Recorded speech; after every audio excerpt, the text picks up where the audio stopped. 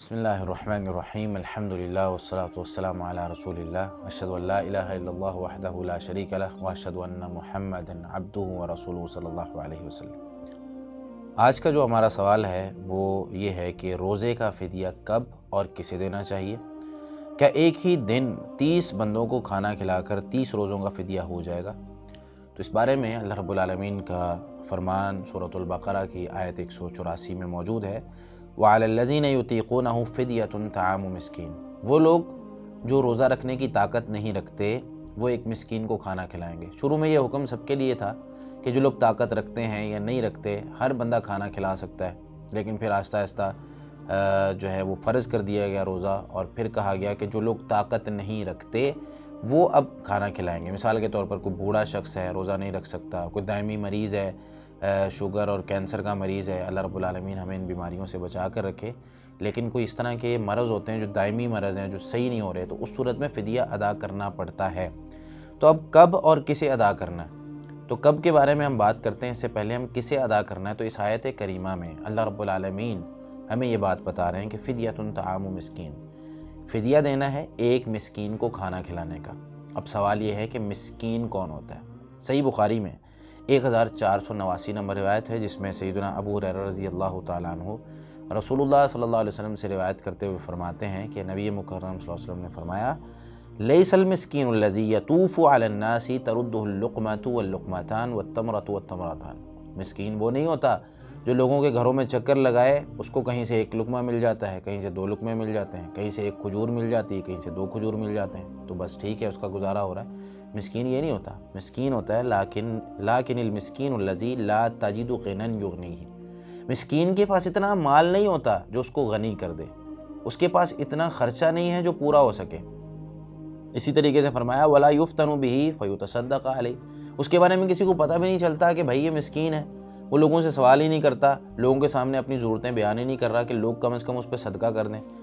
ولا یقوم فیسأل الناس، نہ کھڑا ہوتا ہے کہ لوگوں سے سوال کرے، لوگوں سے مانگے۔ مسکین وہ ہوتا ہے جو چھپا ہوا ہے، جس کے پاس یا یوں کر لیں خلاصتاً اس کی تعریف یہ ہے، مسکین ایک تو چھپا ہوا ہوتا ہے، دوسرا کہ ہر وہ شخص جس کا ضروری اور بنیادی خرچہ زیادہ ہے اور آمدنی کم ہے۔ مثال کے طور پر بچوں کا دودھ پورا نہیں ہو رہا، بجلی کا بل ہے، اسکول کی فیس ہے، راشن ہے، یہ چیزیں پوری ہی نہیں ہو رہی اس کی، اور آمدنی اس کی کم ہے، ہر مہینے اس کو قرض لینا پڑتا ہے، تو اس کو مسکین کہا جاتا ہے۔ اب ایسے شخص کو ہم نے فدیہ دینا، فدیہ کیا دینا ہے ہم نے؟ تو فدیہ کے بارے میں سیدنا عبداللہ بن عباس رضی اللہ تعالیٰ عنہ کا قول ہے کہ وہ فرماتے ہیں کہ نصف سا ہمیں فدیہ دینا ہے جب ہم نے روزہ چھوڑا ہے کسی وجہ سے، یعنی ہم رکھ نہیں سک رہے اور دائمی مریض ہیں یا بوڑھے ہیں، تو پھر ہم نے ایک مسکین کو نصف سا کتنا ہوتا ہے؟ نصف سا کو اصل میں مختلف اجناس کے حساب سے، سا ایک پیمانہ ہے، سا جو ہے عام طور پر ایک درمیانے قد کا شخص اگر اپنے دونوں ہاتھوں کو ملا کر کسی غلے کی جنس کو، مطلب گندم کو، کھجوروں کو یا کوئی اور چیز، اس کو بھرتا ہے، جب ایک دفعہ بھرا جاتا ہے اس کو ایک مد کہتے ہیں، اور پھر اس کو ایک جگہ پہ رکھ دے، جب اس طرح 4 دفعہ ہم بھر کے ایک جگہ پہ رکھتے ہیں نا اس کو، پھر وہ جو وزن ہوتا ہے کسی چیز کا اس کو سا شمار کیا جاتا تھا نبی صلی اللہ علیہ وسلم کے دور میں۔ تو نصف سا یعنی 2 مد ہم نے بھر کے غلہ دینا ہے۔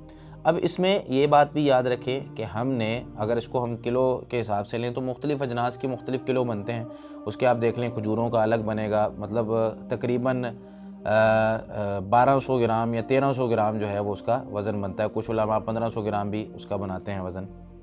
تو مختلف اجناس کے حساب سے اب کھجور کا وزن، گندم کا وزن، چاول کا وزن، سب کا مختلف وزن بنے گا کہ اگر ہم اس کو اس طریقے اٹھائیں تو سب کا سیم وزن نہیں بنتا، اس وجہ سے ہمیں اسی طریقے کے حساب سے یہ جو ہے وہ اندازہ لگانا چاہیے۔ دوسرے نمبر پر سوال یہ ہے کہ کب دینا چاہیے؟ یہ ہم رمضان سے پہلے بھی دے سکتے ہیں، یعنی رمضان سے پہلے روزے کے وقت دے دیں، یا رمضان سے پہلے ہمیں پتہ ہے کہ بھائی میں بوڑھا ہو چکا ہوں، دوبارہ تو میں نے جوان ہونا نہیں ہے، تو اب میں روزے رکھوں گا نہیں، تو میں رمضان سے پہلے ہی ادا کر دوں، یا درمیان میں یا آخر میں، جب بھی میرا دل کرے، کوشش کریں کہ پہلے ہی ادا کر دیں۔ اللہ تعالیٰ کے کاموں میں جو ہے وہ دیر نہیں ہونی چاہیے، تو پہلے ادا کر دیں یا درمیان میں یا آخر میں، یہ اس کا اسلام نے رخصت دی ہے۔ باقی ہے کہ کسے دینا چاہیے؟ تو مسکین کو دینا چاہیے، اور نصف سا دینا ہے یعنی مختلف اجناس۔ کچھ لوگ سوال کرتے ہیں اس میں، کیا ہم پیسے دے سکتے ہیں؟ فدیہ کسی کو دینا ہے؟ پیسے نہیں دے سکتے. یہاں ہے فدیۃ طعام مسکین، ایک مسکین کو کھلانا. طعام کا جو لفظ ہوتا ہے نا یہ غلے پر بولا جاتا ہے، وہ پکا ہوا ہو یا کچا ہو، آپ پکا کے بھی کھلا سکتے ہیں مسکین کو.